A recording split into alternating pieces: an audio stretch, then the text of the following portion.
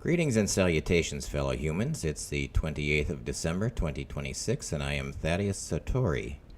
Today I'd like to question our attachments to the stories we tell ourselves. Riddle me this. For most of us, if we were asked, have you ever been wrong about anything? We would say something like, of course, I'm only human, and humans are imperfect. We all make mistakes.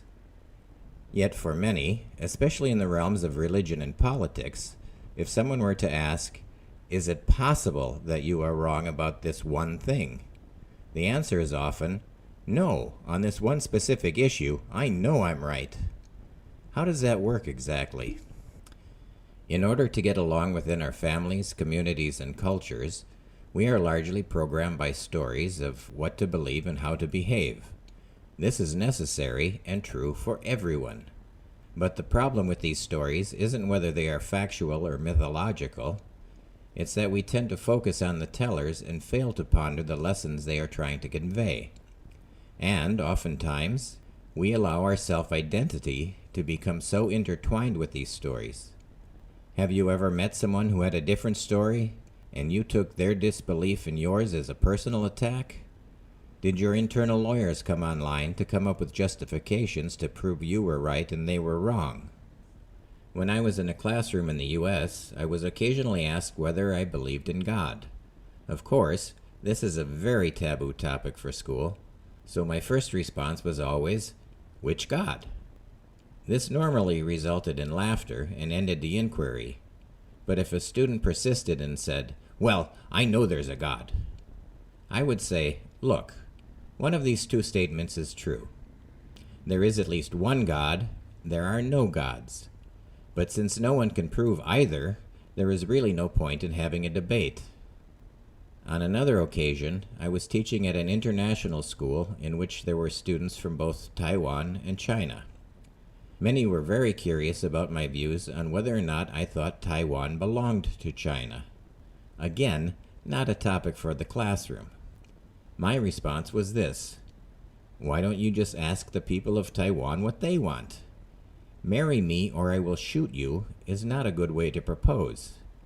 I truly don't understand why we can't just live and let live. So much of the suffering in this world comes from our attachments to our stories.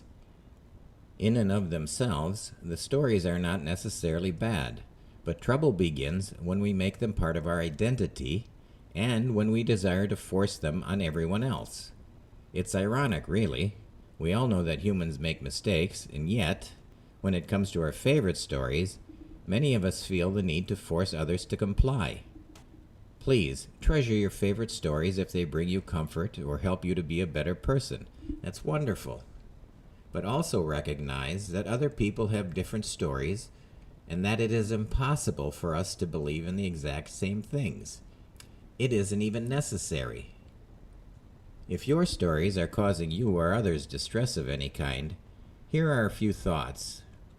Matthew 7:3 says something like, why do you see the speck that is in your brother's eye, but do not notice the log that is in your own?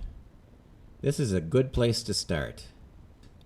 It's often easy to point out others' mistakes, but this also affords us the perfect opportunity to step back and ask, do I do the same thing? Something similar? Often, we bash others without realizing that we are guilty of the same things. Another is to choose your battles wisely.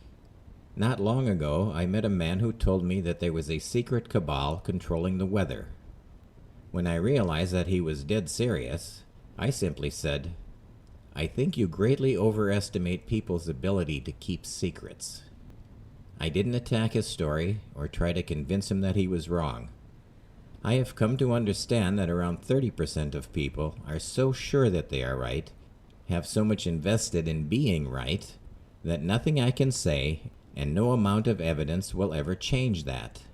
But as long as their beliefs are not hurting others, and they are not trying to force them upon others, who cares? People believe all sorts of stuff. Check that your actions are true reflections of what you profess. I swear, when I used to have debates with self-proclaimed Christians, it felt as if we were coming from parallel universes. The Jesus in my Bible was kind, compassionate, forgiving, and loving. But after listening to them talk about hatred, cruelty, and vengeance, I could only conclude that the Jesus in their Bible was a nasty piece of work. I don't know what stories they were telling themselves, but they certainly weren't coming from the Jesus I learned about. When I shared a teaching or two of Buddha with my ex-wife, she would ask, "How do you even know he existed?" My reply was, "It doesn't matter. The teachings are right whether he was real or not. I've learned lessons from reading novels, stories which I know to be fiction.